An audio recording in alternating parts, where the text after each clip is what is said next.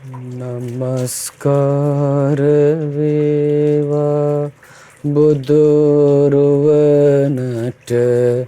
සැමදා බුදු හිමි සරණ යමි. නමස්කාර වේවා දම්රුවනට සැමදා සදහම් සරණ යමි. නමස්කාර වේවා සංඝරුවනට සැමදා මහා සංඝ සරණ යමි. නමස්කාර වේවා තුනුරුවනට සමදා තිසරණ සරණ යමි. සාදු සාදු සාදු. අපගේ ගුරු දේවෝත්තම පරම පූජනීය පින්වත් ලොකු ස්වාමින් වහන්සේට අපගේ නමස්කාරය වේවා. සාදු සාදු සාදු. ශ්‍රද්ධාවන්ත වාසනාවන්ත පින්වත්නි, ඊටාම කලාතුරකින් බුදුරජාණන් වහන්සේ නමක් ලෝකෙ පහළ වෙලා දෙව් මිනිසුන්ට ඒ බුදුරජාණන් වහන්සේගේ ධර්මය අහන්ට ලැබීමෙන් ධර්මයේ හැසිරෙන්න අවස්ථාවක් ලැබුණා. බුදුරජාණන් වහන්සේ බරණැස් ඉසිපතන මිගදායේ ධම්සක ප්‍රවර්තනය කරලා ඒ ධර්ම චක්‍රයේ ශ්‍රවණය කළ කොණ්ඩඤ්ඤ ස්වාමීන් වහන්සේ උතුම් සෝතාපන්න ඵලයට පත්වීමෙන් මේ ලෝකේ ශ්‍රාවක සංඝයා බිහි වුණා. ඉන් අනතුරුව අනාත්ම ලක්ෂණ දේශනාව දේශනා කිරීමෙන් ලෝකේ රහතන් වහන්සේලා බිහි වුණා. අනාත්ම ලක්ෂණ දේශනාව අවසන් වෙද්දී මේ ලෝකේ අපගේ තථාගත සම්මා සම්බුදුරජාණන් වහන්සේ සමග රහතන් වහන්සේලා 6 නමක් මේ ලෝකේ පහළ වුණා. මුල් කාලයේ රහතන් වහන්සේලා වේගින් බිහි වුණා. වස් කාලයේ අවසන් වීමෙන් ඒ රහතන් වහන්සේලා චාරිකාවේ වැඩම කළා. නානා දිසාවල බුදුරජාණන් වහන්සේ වදාළ චතුරාර්ය සත්‍ය දෙව් මිනිසුන්ට දේශනා කරගෙන ගියා. ඉතින් ඒ බුද්ධ ශාසනය තුල තිබුණේ දිගින් දිගටම චාරිකාවේ වඩමින් චතුරාර්ය සත්‍ය ප්‍රකාශිත ශ්‍රී සද්ධර්මය දේශනා කිරීම. ඉතින් කාලයක් යනකොට අන්‍ය තීර්ථකය පවා වස් කාලේ එක තැනකට වෙලා තමන්ගේ කටයුතු කරගෙන ඉන්න පුරුදු වෙලා හිටියා. මිනිස්සුත් ඒ කටයුත්ත බොහොම හොඳයි කියලා ප්‍රශංසා මුඛයෙන් කතා කළා. නමුත් ශ්‍රාවක සංඝයා මේ වස් කාලේ චාරිකාවේ වඩිද්දී මිනිස්සු පැහැදුනේ නැහැ. ඉතින් බුදුරජාණන් වහන්සේ ඒ කාරණා මුල් කරගෙන තමයි මේ වස් කාලේ අනුදැන වදාළේ.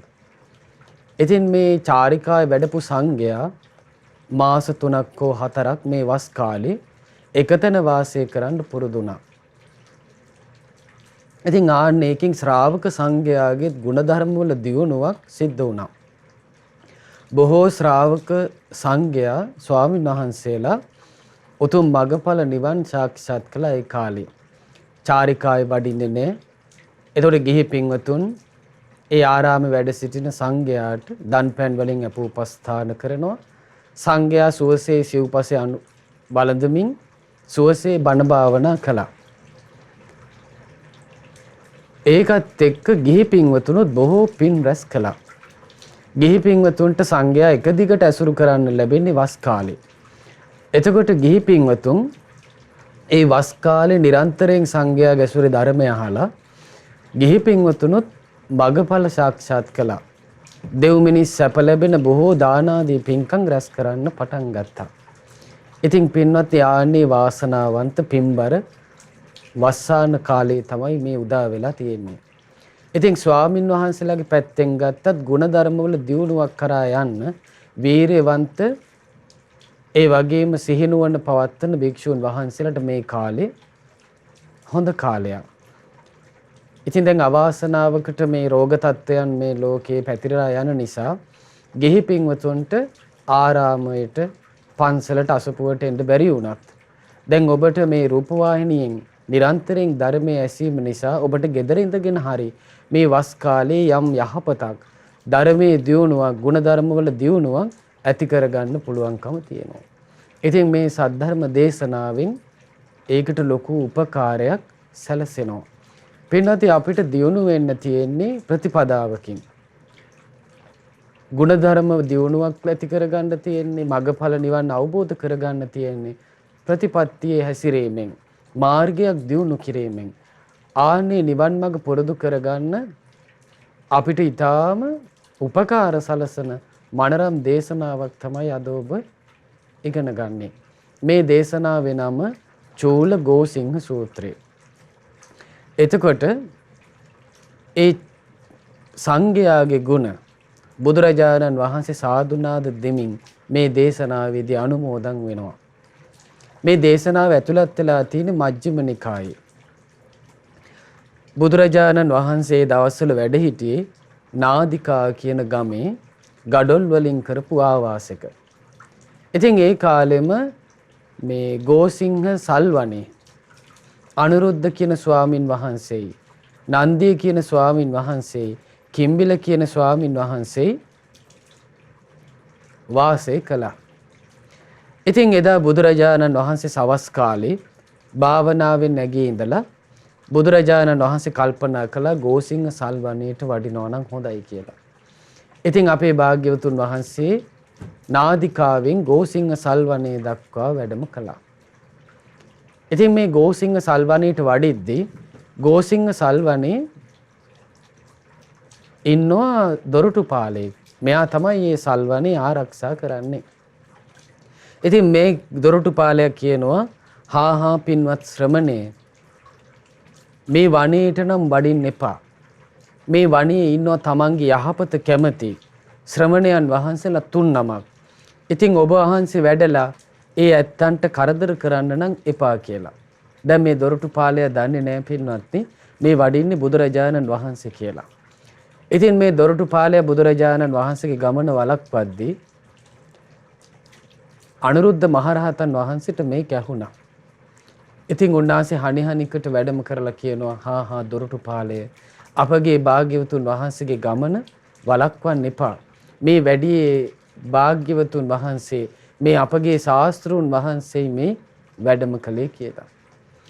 ඊට පස්සේ අනුරුද්ධ ස්වාමින් වහන්සේ ඉක්මනට නන්දිය ස්වාමින් වහන්සේටත් කිම්බිල ස්වාමින් වහන්සේටත් කතා කළා. කතා කරලා කියනවා පින්වත් ස්වාමින් වහන්සේ ඉක්මනට වඩින්න මෙන්න අපගේ භාග්‍යවතුන් වහන්සේ වැඩම කළා කියලා. ඉතින් ඒ ස්වාමින් වහන්සේලා 3 නමම භාග්‍යතුන් වහන්සේට පෙර ගමන් වැඩම කළා.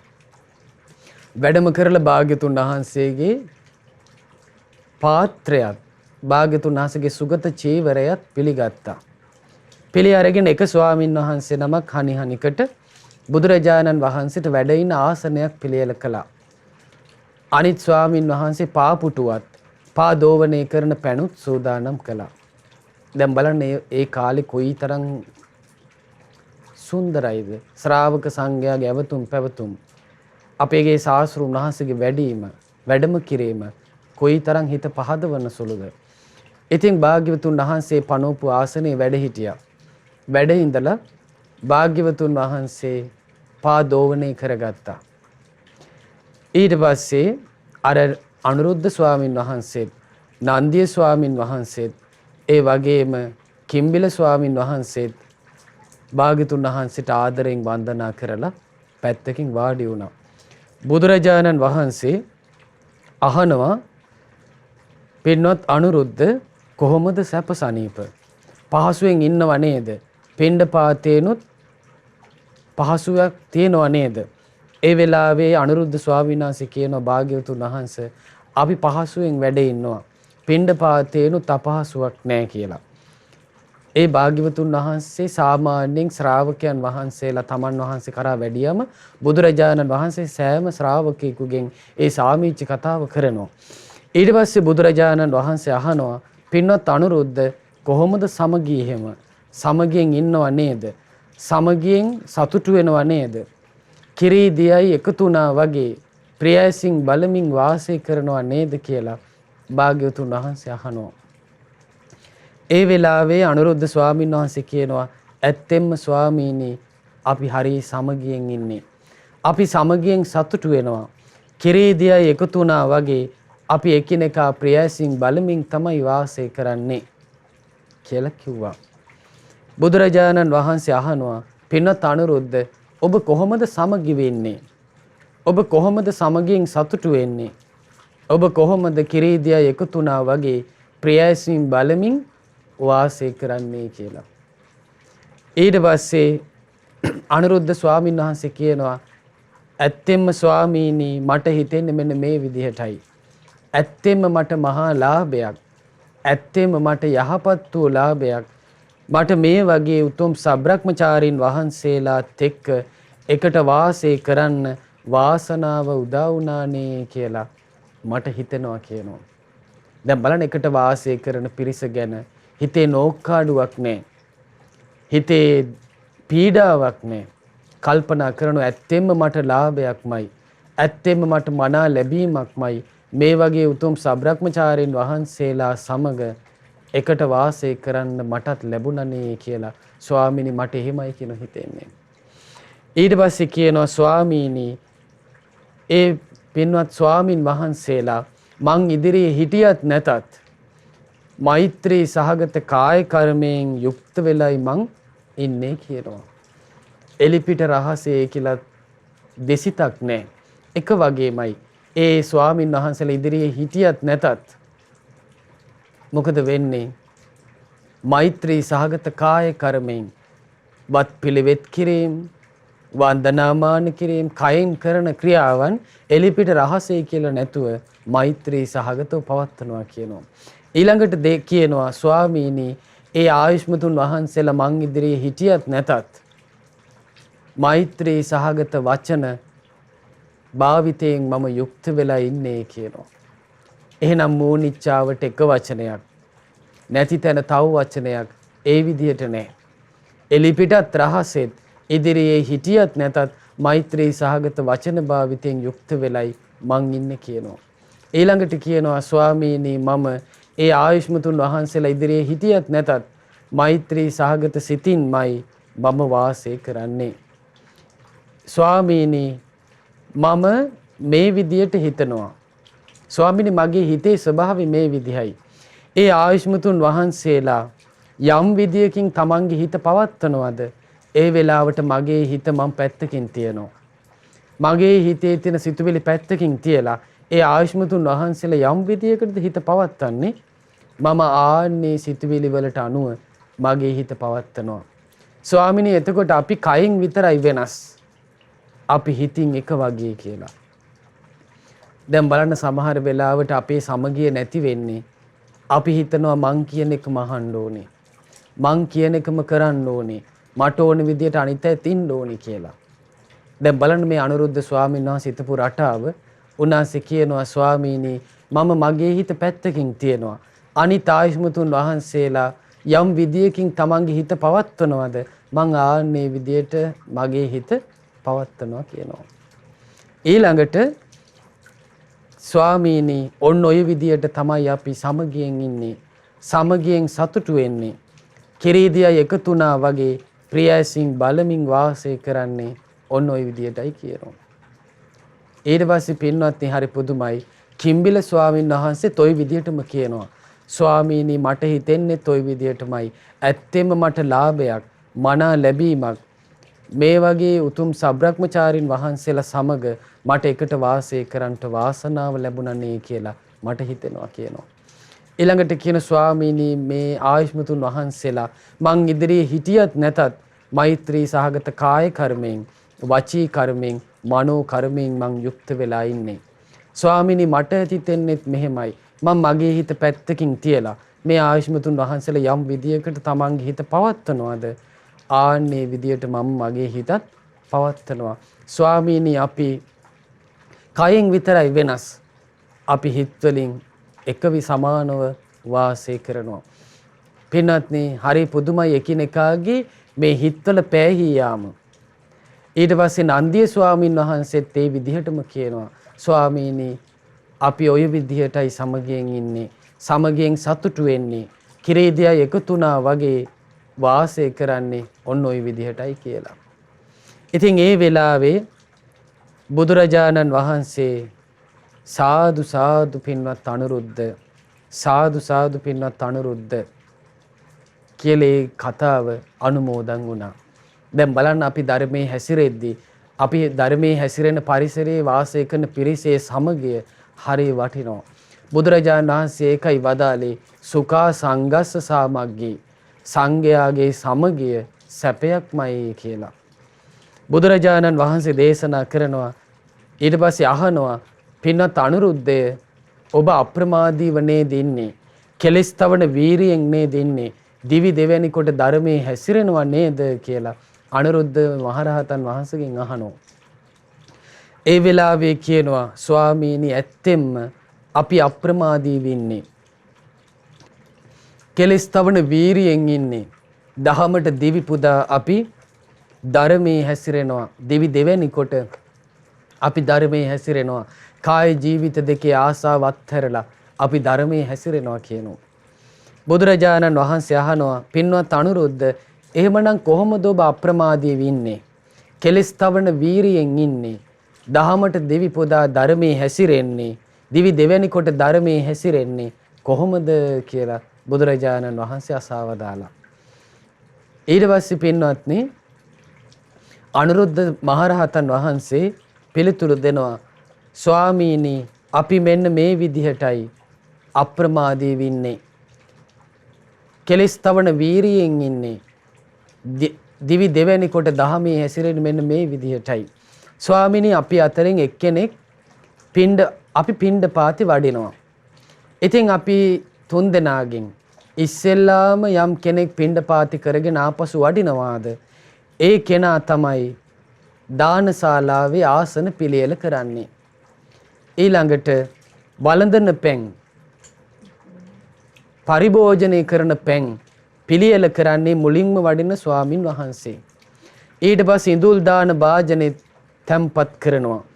ඊට පස්සේ පින්ඩපාති කරගෙන දැන් ඒ ආපු ස්වාමින් වහන්සේ ආසන පනවලා දානශාලාව සකස් කරලා වළඳන පැන් තැම්පත් කරලා පරිභෝජන පැන් තැම්පත් කරලා ඉඳුල් භාජනේ තැම්පත් කරලා ඒ ස්වාමින් වහන්සේ දානි වළඳනවා. ඊළඟට වැඩිපුර මොනා හරි තිබුණොත් අනිත් ස්වාමින් වහන්සේලාටත් තියෙනවා. දැන් අන්තිමට වඩින ස්වාමින් වහන්සේ මොකද කරන්නේ? පින්ඩපාති වැඩම කරගෙන ඇවිල්ලා ඉතුරු වෙච්ච දෙයක් තිබුණොත් කලින් වැඩපු ස්වාමින් වහන්සේලාගේ දානින් ඉතුරු වෙච්ච දෙයක් තිබුණොත් ඒකත් වළඳනවා. ඊළඟට දානශාලාව මොකද කරන්නේ? අස් කරනවා. ආසන තිබුණ තැන තැම්පත් කරනවා. ඉඳුල් භාජනේ ඉඳුල් අයින් කරලා සෝදලා තියනවා. දානශාලාව අමදිනවා. ඊළඟට වළඳන පැන් ඉවර වෙලා නම් වළඳන පැන් තියෙන කලේ වතුර ඉවර වෙලා නම් පරිභෝජනය කරන පැන් තියෙන කලේ වතුර ඉවර වෙලා නම් මොකද කරන්නේ? පරිභෝග පැන් වළඳන පැන් ඒ කල අරගෙන ගිහිලා වතුර පුරවනවා කියනවා. ඊට පස්සේ වතුර පුරවලා ඒ වතුර කලේ තනියෙන් උස්ස ගන්න බැරි නම් කටින් කතා කරලා කෙනෙක්ව කැඳවන්නේ නැතුව අතින් සංඥා කරලා ස්වාමීනි මෙහෙට වඩින්න කියලා අතින් සංඥා කරලා ඒ දෙනම වහන්සේලාත් එක්ක එකතු වෙලා ඒ වළඳන පැන් පරිභෝග පැන් කල ඒ නිසි තැන තැම්පත් කරනවා කියනවා. කියන ස්වාමීනි අපි මේ වතුර කලේ ඔසවන්නවත් අපි වචනයක් පාවිච්චි කරන්නේ නැහැ. අපි ඒ කටයුතු නිහඬව තමයි කරන්නේ. හැබැයි ස්වාමීනි අපි දවස් 5කට වතාවක් තුන්නම් රාත්‍රිය මුළුල්ලේ රැය පහන් වෙනකන් අපි ධර්ම කතාව කරනවා. ස්වාමීනි ඔන්න ඔය විදියට තමයි අපි අප්‍රමාදී වෙලා කෙලස් තවන වීරියෙන් යුක්තව දිවි දෙවැනි කොට ධර්මයේ හැසිරෙන්නේ කියලා භාග්‍යතුන් වහන්සේට කියා හිටියා. දැන් බලන්න පින්වත්නි, gedara dore වුණත් පුරුදු වෙන්න හොඳ ගුණධර්ම ටිකක් මේ කියන්නේ. එහෙනම් අප්‍රමාදී වෙනවා කියන එක, කෙලස් තවන වීරියෙන් යුක්ත වෙනවා කියන එක, දිවි දෙවැනි කොට දහමේ හැසිරෙනවා කියන එක පුරුදු කරන්න තියෙන මේ විදිහටයි. එහෙනම් අවශ්‍ය කටයුතු ටික පිරිස එකතු වෙලා, ඒ නිවසේ ඉන සියලු දෙනා එකතු වෙලා සමගියෙන් ඒ කටයුතු ටික කරගත්තා නම් ආන්නේ පිරිසට කෙලෙස් උපදින්නේ නැහැ. අසවල් කෙනා මේව කළේ නැහැ, මම විතරයි මේව කරන්නේ කියලා ලාමක කෙලෙස් හටගන්නේ නැහැ.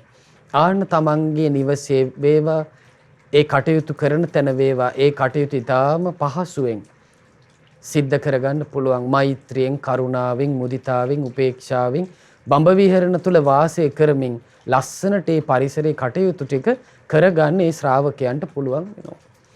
ඊට පස්සේ බුදුරජාණන් වහන්සේ අහනවා, පින්වත් අනුරුද්ධ, ඉතින් ඔය විදිහට අප්‍රමාදී වෙලා කෙලස් තවන වීරියෙන් යුක්තව දහමට දිවි පුදා වාසය කරද්දී මිනිස් ස්වභාව ඉක්මවා ගිය, සාමාන්‍ය මිනිස් ස්වභාව ඉක්මවා ගිය උත්තරීතර ඥාන දර්ශන විශේෂයක් ඔබට ඇති කරගෙන සැපසේ වාසය කිරීමකුත් ඔබ ලැබුවද කියලා භාග්‍යතුන් වහන්සේ අහනවා.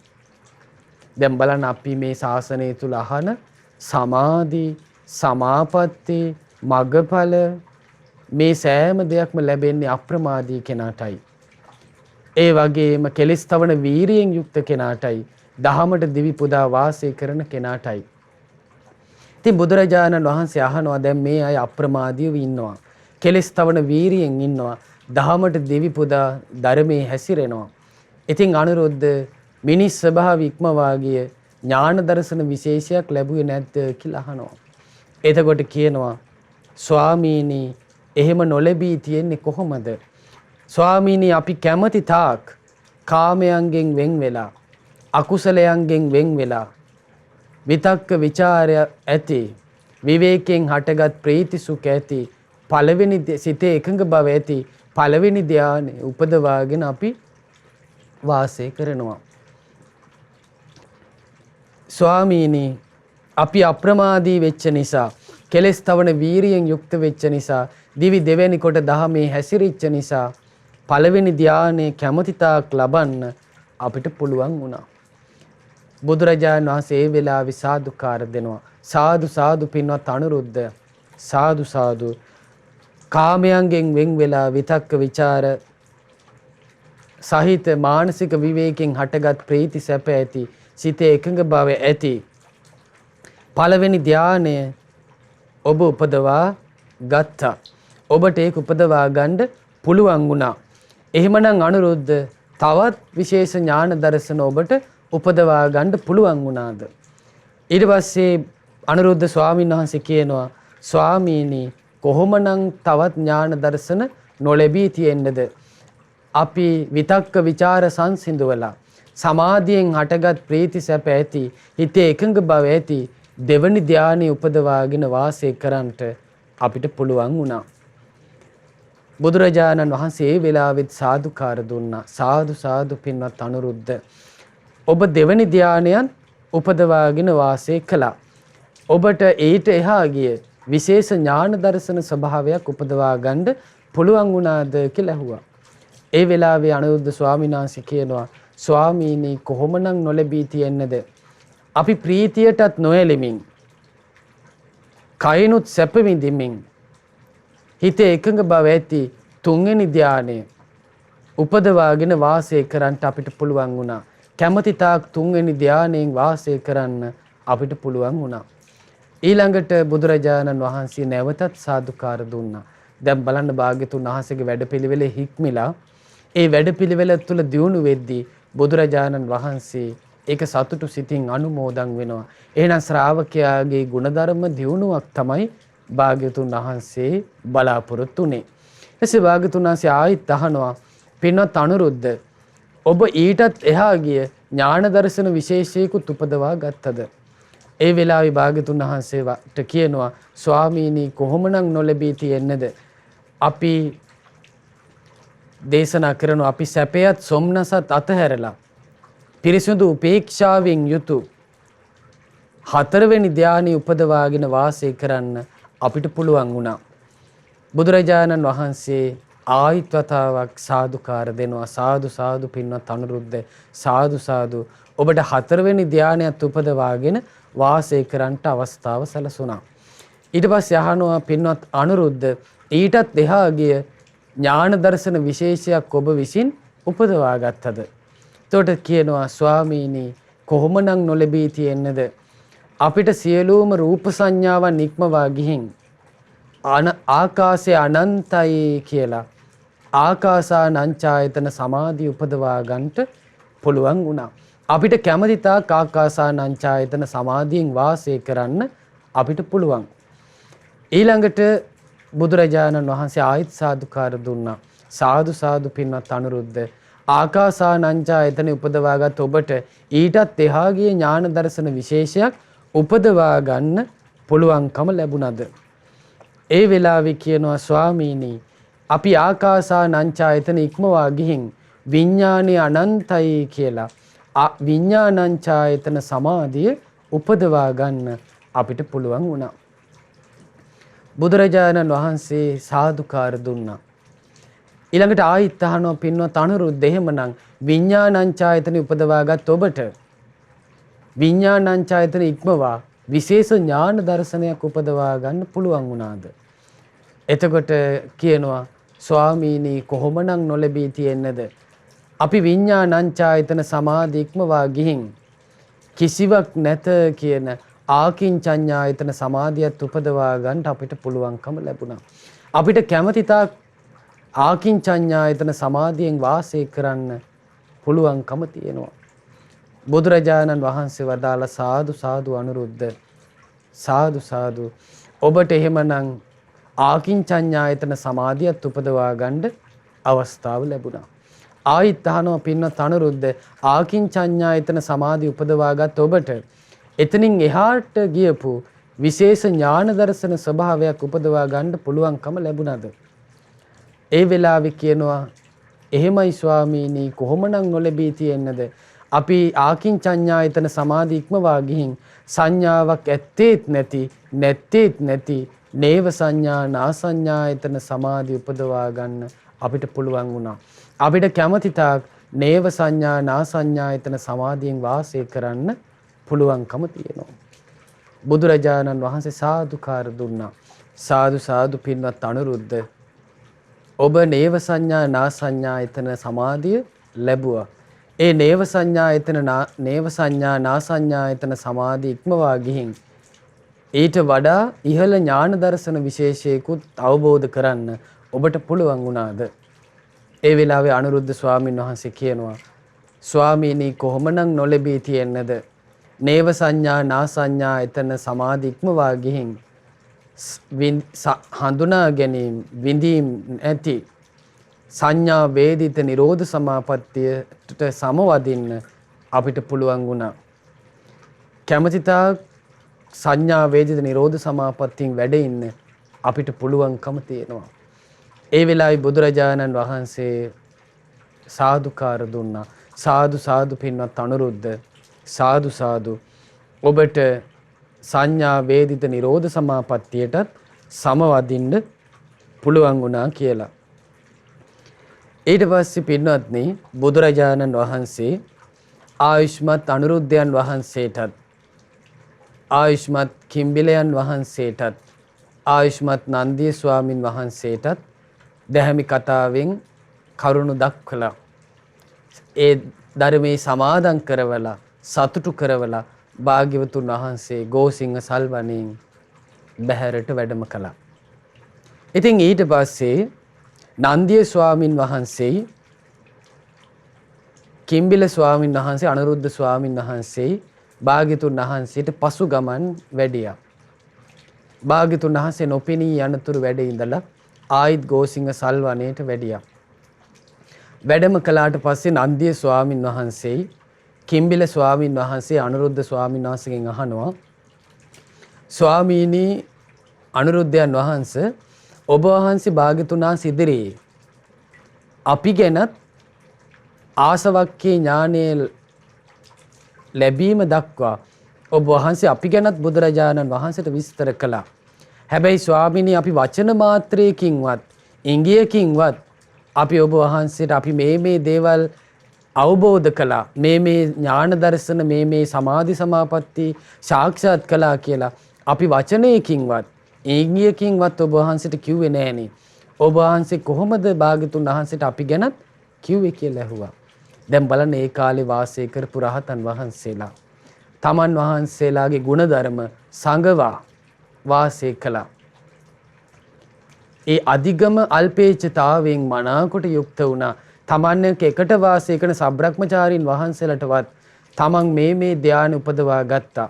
මේ සමාපatti උපදවා ගත්තා. මේ මගඵලයටපත් වුණා. මම උතුම් අරහතටපත් වුණා කියලා ඉංගියකින්වත් වචන මාත්‍රයකින්වත් පවසලා නැහැ. ඒක සංගවාගෙන වාසය කළා. මැණික් ආකාරයක් සැඟවී තියනවා වගේ තමයි ගුණධර්ම සංගවාගෙන හිටියේ. ඉතින් අනිරුද්ධ ස්වාමීන් වහන්සේ කියනවා ආයුෂ්මත්නි මම මගේ හිතින් ඔබ වහන්සේලාගේ සිත් බලමින් වාසය කළා. මම ඔබ වහන්සේලාගේ හිත් බලමින් වාසය කරද්දී මට තේරුණා මට අවබෝධ වුණා ඔබ වහන්සේලා පින්වත් කිම්බිල ස්වාමින් වහන්සේත් පින්වත් නන්දිය ස්වාමින් වහන්සේත් මේ ධාන සමාපatti දැන් අධ්‍යකලා තියෙනවා. මේ ඥාන දර්ශන අධ්‍යකලා තියෙනවා කියලා මා විසින්ම තේරුම් ගත්තා. ඒ වගේමයි ප්‍රිය ආයුෂ්මතුන් වහන්සේලා මේ සමාධි සමාපatti වලට මේ මගඵලයන්ටපත් වුණා කියලා මට දෙවිවරුත් ඇවිල්ලා ප්‍රකාශ කර හිටියා. ඒතර බලන්න දෙවිවරු භික්ෂූන්ගේ හිත් බලමින් ඉන්නේ. මේ ස්වාමීන් වහන්සේ ගුණධර්ම වඩන්නේ කොයි විදියටද කියලා දෙවිවරු බලාගෙන ඉන්නවා. ඒතර දෙවිවරු පවා ඒව අනුමෝදන් වෙනවා. ඊට පස්සේ මේ ස්වාමීන් වහන්සේලා මේ විදියට කතාබස් වෙනකොට මේ දීඝ පරිජන කියලා දිව්‍ය පුත්‍රයෙක් බුදුරජාණන් වහන්සේ කරා පැමිණුණා. භාග්‍යවතුන් වහන්සේ ළඟට ඇවිල්ලා භාග්‍යවතුන් වහන්සේට ආදරෙන් වන්දනා කරලා පැත්තකින් හිටගත්තා. පැත්තකින් හිටගෙන භාග්‍යවතුන් වහන්සේට කියනවා ස්වාමීනි මේ වජ්ජින්ට ලාභයක්මයි මනා ලැබීමක්මයි යම් තැනක තථාගතෝ අරහතෝ සම්මා සම්බුදුරජාණන් වහන්සේ වැඩ සිටිනවාද ඒ වගේම යම් තැනක අනුරුද්ධ කිම්බිල නන්දිය කියන පින්වත් ස්වාමීන් වහන්සේලා තුන්නම වැඩ සිටිනවාද ඒකාන්තයෙන් මේ වජ්ජීන්ට නම් ලාභයක්මයි මනා ලැබීමක්මයි කියලා දීඝ පරිජන දිව්‍ය පුත්‍රයා කියා හිටියා. ඊට පස්සේ කියනවා මේ මහා ගෝසාවක් විදියට මේ කියපු ප්‍රීති වාක්‍ය බෝමාටු දෙවිවරුන්ට ඇහුණා. ඒත් නාදිකාව ඇසුරු කරගෙන වැඩ ඉන්න දෙවිවරුන්ට මේ දීඝ පරිජන කියන දිව්‍ය පුත්‍රයා කියපු ප්‍රීති වාක්‍ය ඇහුණා. ඉතින් බෝමාටු දෙවිවරුත් මේ නන්දිය කිම්බිල අනුරුද්ධ කියන ස්වාමින් වහන්සේලාගේ ගුණ දන්නවා. භාග්‍යවතුන් වහන්සේගේ ගුණ දන්නවා. ඉතින් බෝමාටු දෙවිවරු ප්‍රීති ഘോഷා කරන්න ගත්තා.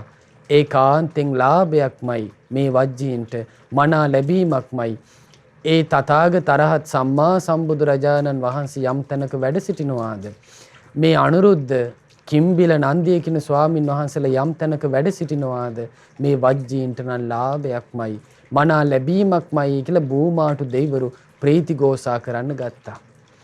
ඊළඟට පින්වත්නි හරි අසිරිමත් බෝමාටු දෙවියන්ගේ මේ ප්‍රීති වාක්‍ය අහපු චාතුම් මහරජික වාසී දෙවිවරු ප්‍රීති ഘോഷා පවත්වන්න ගත්තා. මේ වජ්ජීන්ට නම් ලාභයක්මයි මනා ලැබීමක්මයි යම් තැනක තථාගතෝ අරහතෝ සම්මා සම්බුදුරජාණන් වහන්සේ වැඩ සිටිනවාද යම් තැනක අනුරුද්ධ කිම්බිල නන්දිය කියන ස්වාමීන් වහන්සේලා වැඩ සිටිනවාද ඒක මේ වජ්ජීන්ට ලාභයක්මයි මනා ලැබීමක්මයි කියලා. දැන් බලන්න අපේ ශාස්ත්‍රූන් වහන්සේගේ ගුණ කතාව දෙව් මිනිස් ලෝකේ රහසක් නෙවෙයි.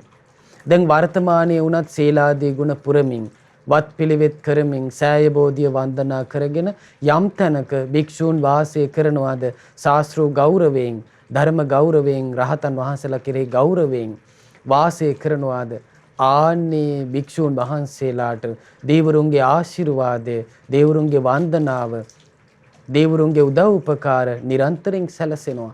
දැන් බලන්න මේ ගෝසිංහ සල්වනේ අහිංසකව ගුණධර්ම වඩපු භික්ෂූන් ගැන ඉහළ දිව්‍ය ලෝක වලට පවා ඒ භික්ෂූන්ගේ ගුණ කතාව, ඒ භික්ෂූන්ගේ සීල සුගන්ධය පැතිරිලා ගිහින් තිබුණා.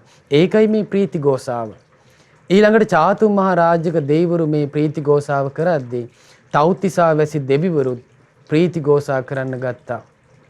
ඒ වගේම යාම ලෝකයේ දෙවිවරුත් ප්‍රීති ගෝසා කරන්න ගත්තා.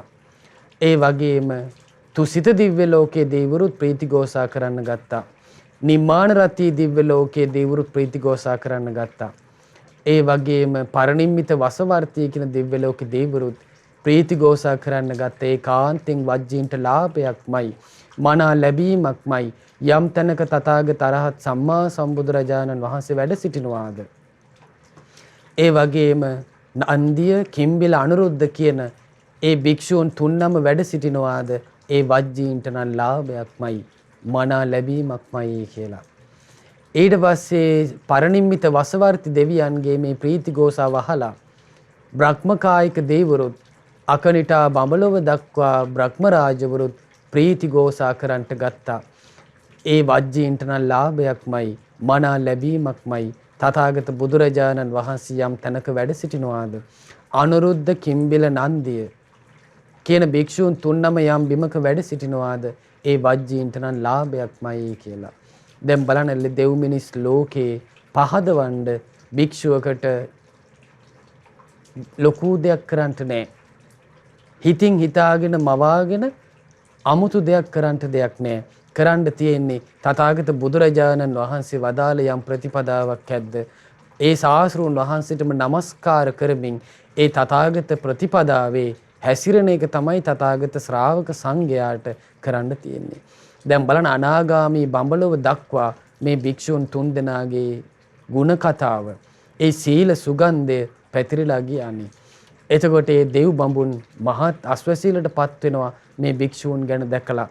බුදුරජාණන් වහන්සේ ළඟ මේ දීඝ පරජන කියන දිව්‍ය පුත්‍රයා මේ විදියටත් කියනවා, ස්වාමීනි, මේ කුල පුත්‍රයන් ගැන මේ දෙව් මිනිස්සු පහදින එක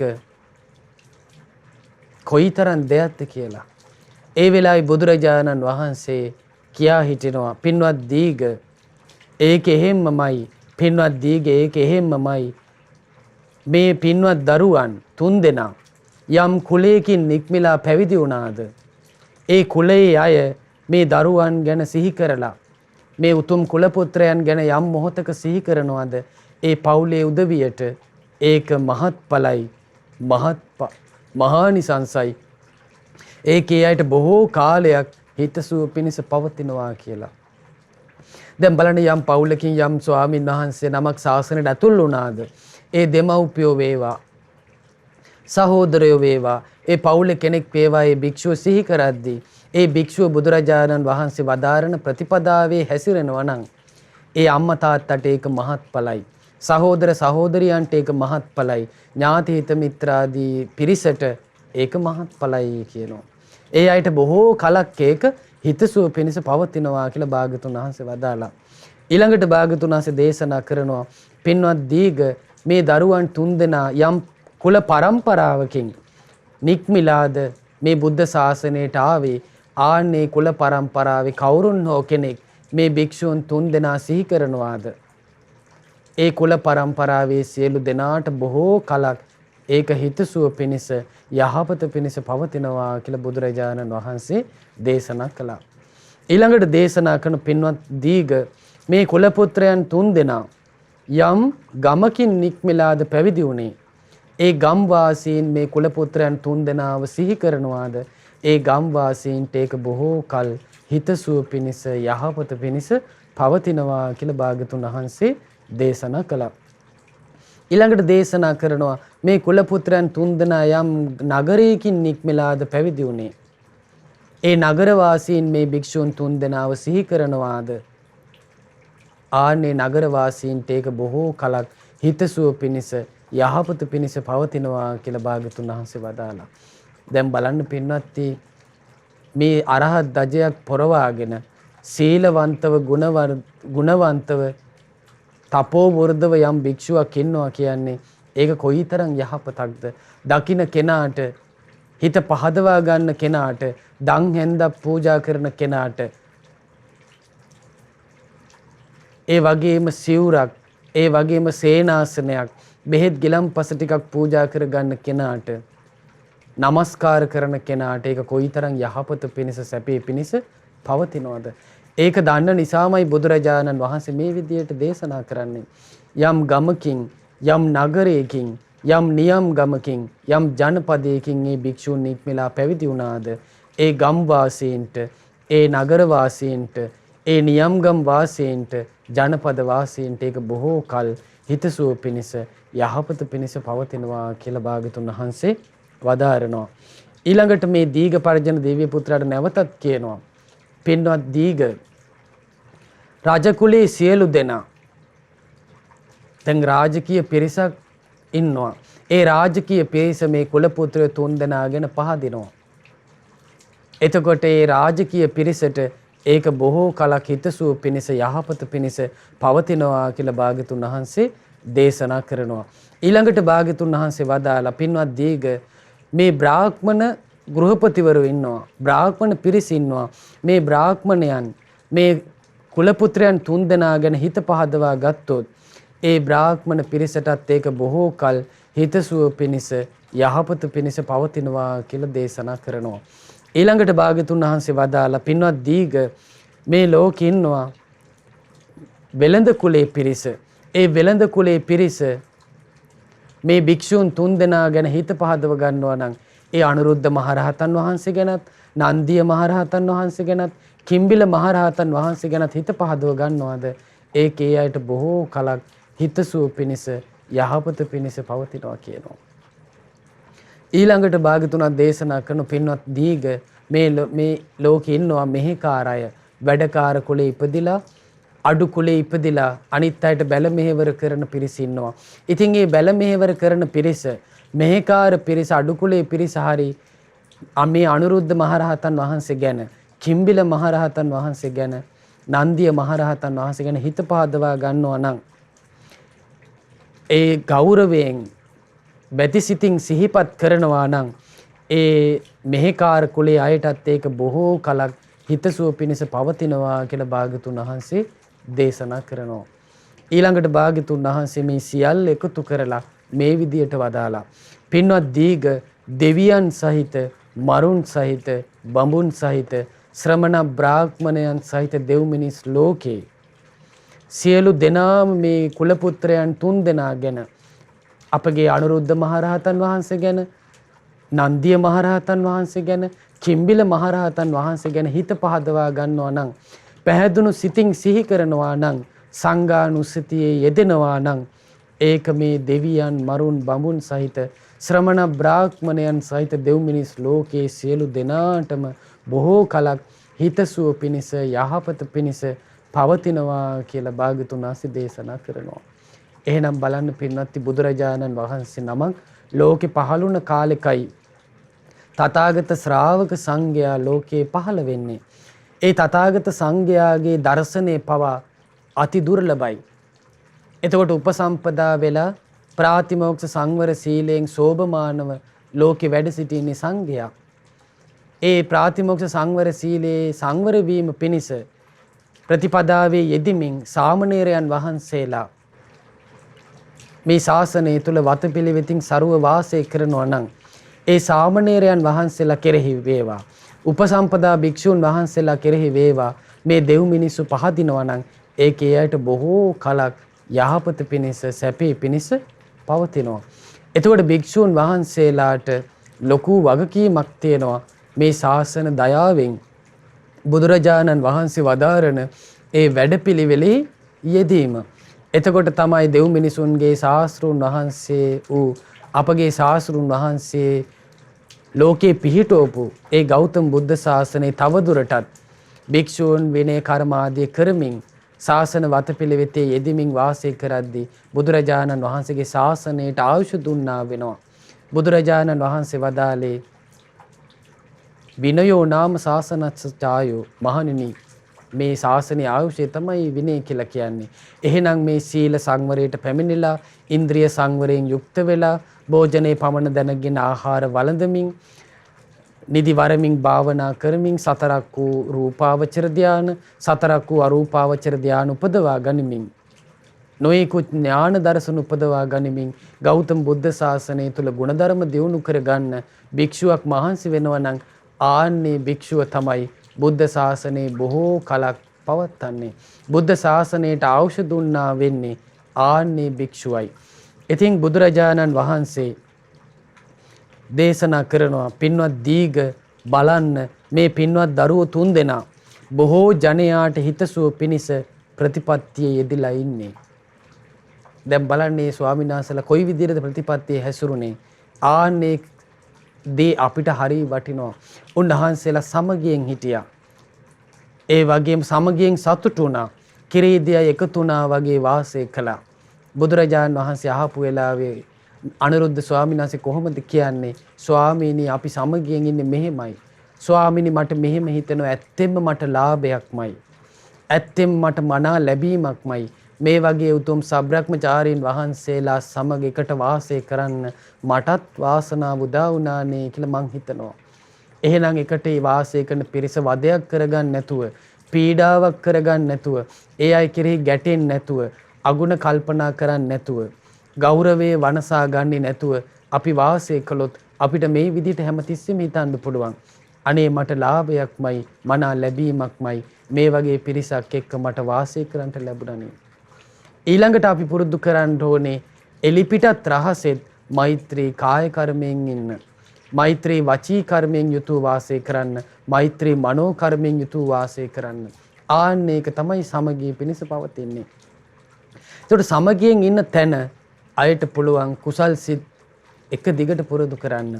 නැත්තම් ටික දවසක් ඔන්න හොඳට ඉන්නවා. ඊට පස්සේ පිරිසත් එක්ක ගැටෙනවා.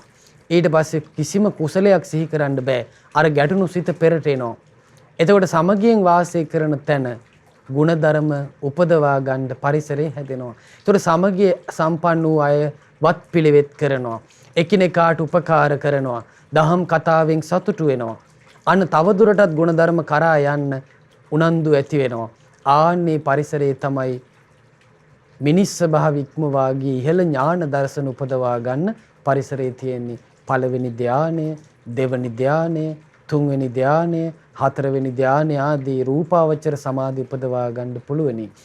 ඒ වගේම රූපාවචර සමාධි ඉක්මවා ආකාසානංචායතනය, විඥානංචායතනය, ආකින්චඤ්ඤායතනය, නේව සංඥා නාසඤ්ඤායතනය ආදී අරූප සමාපatti උපදවා ගන්නත් පුළුවන්.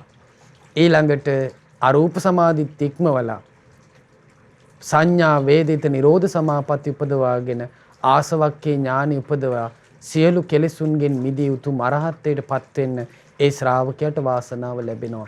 එහෙනම් පින්වත් මේ වස් කාලේ දැන් gedara dore වේවා පොඩි පොඩි ප්‍රශ්න හටගන්න පුළුවන්. අපි ප්‍රශ්න මැත්තේම හැපි හිටියොත්, අපි එකිනෙකාගේ අඩුපාඩු කල්පනා කරමින් හිටියොත් අපිට මේ ලැබිච්ච මේ වාසනාවන්ත මනුෂ්‍ය ජීවිතේ මේ ගෙවමින් යන කාලේ අපිට ප්‍රයෝජනයක් ගන්න බැරි වෙනවා.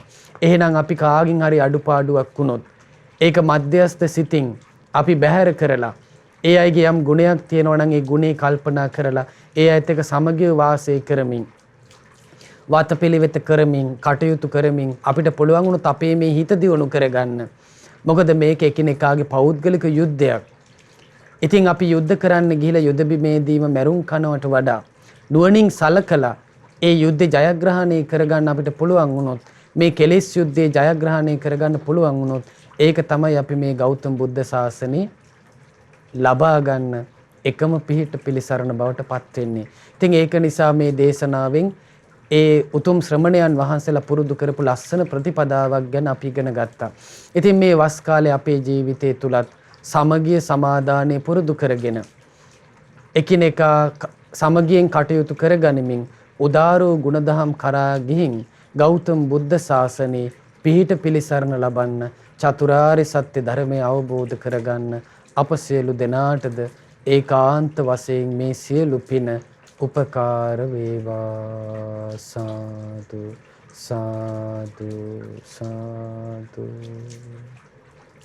අද දවසේ අයං වස්සාන කාලෝ සදහම් දේශනාව සඳහා අනුග්‍රහය දක්වන්නේ අගෝස්තු මාස 22 වෙනිදා 25 වන විවාහ සංවත්සරයේ යෙදුන කුමුදු ජයවික්‍රම සහ සුගත් ජයවික්‍රම යන පින්වත් දෙපළ විසින් ඒ පින්වතුන් බලාපොරොත්තු වෙනවා අගෝස්තු මාස 22 වන දිනට 25 වන විවාහ සංවත්සරයේ යෙදුන කුමුදු ජයවික්‍රම මහත්මිය සහ සුගත් ජයවික්‍රම මහත්මයා යන දෙදෙනාට ආශිර්වාද කරන්නත් සියලු දෙවියන්ට මේ පින අනුමෝදන් කරන්නත් බලාපොරොත්තු වෙනවා. ඉතින් මේ රැස් කරපු උදාර පින අපි මුලින්ම පින් කැමති දෙවියන්ට අනුමෝදන් කරමු. සක් දෙවිඳුන් සතරවරම් දෙවිවරුන් සෙන්පති දේවරුන් ප්‍රදාන සදෙව්ලෝ වාසී සියලු දෙවියෝ මේ පින අනුමෝදන් වෙත්වා. ගටිකාර බ්‍රහ්ම රාජයා ප්‍රමුඛ සියලු බ්‍රහ්ම රාජයෝ අනුමෝදන් වෙත්වා. නාලව සියලු නාපිරිසද මේ පින් අනුමෝදන් වෙත්වා. පිනෙන් සතුටු වන සියලු දෙවියන්ගේ ධාර්මික දිව්‍ය රැකවරණ කුමුදු ජයවික්‍රම මහත්මියටත් සුගත් ජයවික්‍රම මහත්මයා ඇතුළු පවුලේ සියලු දෙනාට නොඅඩුව සලසා දෙත්වා. දෙවියෝ වහවහ චතුරාර්ය සත්‍ය ධර්මය අවබෝධ කරගනිත්වා. සාදු සාදු සාදු. ඒ වගේම රැස් කළ මේ උදාර පින අපගේ ගුරු දේවෝත්තම පරම පූජනීය පින්වත් ලොකු ස්වාමින් වහන්සේට අනුමෝදන් වෙත්වා. මේ පුණ්‍යානුභාව බලයෙන් අපගේ ගුරු දේවයන් වහන්සේ නිදුක් වෙත්වා, නිරෝග වෙත්වා, සුවපත් වෙත්වා, දීර්ඝායු සම්පත් සැලසේවා. ගෞතම බුද්ධ ශාසනයේම උතුම් චතුරාර්ය සත්‍ය ධර්මය අවබෝධ කරගන්න වාසනාව උදා වේත්වා. සාදු සාදු සාදු. ඒ වගේම රැස් කරපු සියලු පුණ්‍ය ධර්මයන් මිය පරලොව යන්නට යෙදුන ක්‍රිස්ටෝපර් වීරක්කොඩි මහත්මයාටත් මාර්තා වීරක්කොඩි මහත්මියටත් බෙන්ජමින් වීරක්කොඩි මහත්මයාටත් ඇන්ටන් ඉන්ග්‍රම් මහත්මයාටත් මාලන් ඉන්ග්‍රම් මහත්මයාටත් KW පෙරේරා සුනිල් ජයවික්‍රම යන සියලුම මියගිය ඥාතීන් මේ පින් අනුමෝදන් වෙත්වා. දායකත්වයේ දරූ සියලු පින්වතුන් නමින් අනන්ත සසර පුරාවටත් මේ ජීවිතය තුලත් මිය පරලොවගේ සියලු ඥාතීන් අනුමෝදන් වෙලා පරලොව වශයෙන් සැපවත් වෙත්වා, සුවපත් වෙත්වා, වහවහ සංසාර දුකින් අත මිදෙත්වා. සාදු සාදු සාදු. ඒ වගේම රැස් කරපු සියලු පුණ්‍ය ධර්මයන් 22 වන දිනට 25 වන විවාහ සංවත්සරයේ යෙදුන පින්වත් කුමුදු ජයවික්‍රම මහත්මියටත් සුගත් ජයවික්‍රම මහත්මයාටත් මේ පින අනුමෝදන් වෙත්වා. ඒ පින්වත් දෙපළට මේ රැස් කළ උදාර වූ ධර්ම දානයේ අනුහසින් තුනුරුවනේ අනන්ත ආශිර්වාද බලයෙන් දෙවියන්ගේ දෙව් රැකවරණින් ස්වර්ණමාලී මහසෑ රජාණන් වහන්සේගේ අනන්ත අනුභව බලයෙන් විජයශ්‍රී ජයශ්‍රී මහා බෝධීන් වහන්සේගේ ආනුභාව බලයෙන් නිදුක් නිරෝගී සුවපත් භාවයේ තිර ජීවනයේ සැලසේවා. ගෞතම බුද්ධ ශාසනයේම තවදුරටත් පුණ්‍ය ධර්මයන් කුසල ධර්මයන් රැස් කරගෙන උතුම් වූ චතුරාර්ය සත්‍ය ධර්මයන් අවබෝධ කරගන්න වාසනාව උදා වේවා. සාදු සාදු සාදු. ඒ වගේම රැස් කරපු සියලු පුණ්‍ය ධර්මයන් දායකත්වයේ දරූ සියලු පින්වතුන්ටත් එම පින්වතුන්ගේ පවුල්වල සියලු දෙනාටත් නන්වයිරින් උදව් උපකාර කළ සියලු දෙනාටත් මේ පින අනුමෝදන් වෙත්වා. ඒ වගේම මහමෙවුනා වාසී සියලු පින්වත් ස්වාමීන් වහන්සේලාටත් ගෞතම සසුනේ පිළිවෙත් පුරන උතුම් සංගරුවනටත් මේ පින් අනුමෝදන් වෙත්වා. අනගාരികා මෑණියන් වහන්සේලාටත් අනගාരിക දූපුතුන්ටත් මේ පින් අනුමෝදන් වෙත්වා. ගෞතම බුද්ධ ශාසනයේම නිදුක් නිරෝගීව සුවසේ උතුම් ධර්ම අවබෝධය ලබන්න වාසනාව උදා වේවා. සාදු සාදු සාදු. ඒ වගේම රැස් කළ මේ පින ශ්‍රද්ධා කාර්ය මණ්ඩලයේ සියලු දෙනාටත් ශ්‍රද්ධා මාසික ධර්ම දාන සමාජික සියලු දෙනාටත් ශෛව උපකරණ ලබා ගැනීමේදී ආධාර උපකාර කළ සියලු දෙනාටත් අනුමෝදන් වෙත්වා. අද දවසේ මේ ශ්‍රී සද්ධර්මයේ ශ්‍රවණය කළ ඔබ සියලු දෙනාටත් පවුල්වල සෑම සියලු දෙනාටමත් මේ පින එකසේම අනුමෝදන් වෙත්වා. අප සෑම සියලු දෙනාටම ගෞතම බුද්ධ ශාසනයේම නිදුක් නිරෝගීව උතුම් චතුරාර්ය සත්‍ය ධර්මය අවබෝධ කරගන්න වාසනාව උදා වේවා. සාදු සාදු සාදු. සියලු දෙනාට තෙරුවන් සරණයි. නමෝ බුද්ධාය. මෙවැනි වටිනා ධර්මදේශනා ශ්‍රවණය කිරීමට ශ්‍රද්ධා ඩේලි YouTube චැනලය සබස්ක්‍රයිබ් කරන්න.